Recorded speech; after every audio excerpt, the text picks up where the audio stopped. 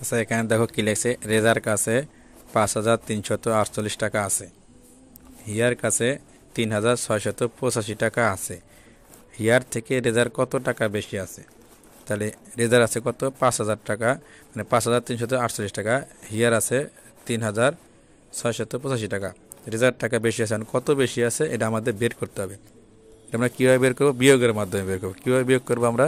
আমরা এই রেজার টাকার সংখ্যা থেকে হিয়ার টাকার সংখ্যা বাদ দিব। তাহলে আমাদের এই রেজার কাছে কত টাকা বেশি আছে সেই সংখ্যাটা বেরিয়ে আসবে। তাহলে আমরা কীভাবে বাদ দেব? আমরা লিখব রেজার কাছে আছে 5,348 টাকা, হিয়ার কাছে আছে 3,685 টাকা। এবার আমরা বাদ দেব। বাদ দিয়ে কী লিখব? রেজার কাছে বেশি আছে কত দেখো এবার। এই 8-এর থেকে 5 বাদ দিলে কত হয়? 5, 6, 7, 8, 3। এই 4 থেকে কত 8 বাদ দেওয়া যায়, তাহলে কী হবে? আমরা 4-এর বামে 1 লিখবো, কত হবে? 14। 14 থেকে আমরা 8 বাদ দেবো, 8 কত বাদ দিলে কত হয়? 6। আমরা এখানে 6 লিখবো। আমরা যে 1 ধরেছিলাম, 1 কী করবো? আমরা এই 6 সাথে যোগ করে দেবো, 6 কত হবে? 7।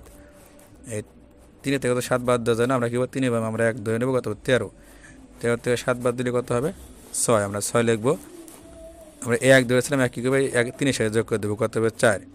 5 থেকে 4 বাদ দিলে কত হয়? 1। তাই রেজার কাছে বেশি আছে কত টাকা? 1,663 টাকা বেশি আছে। যদি এরকম অঙ্ক হয় তোমরা এইভাবে করবে।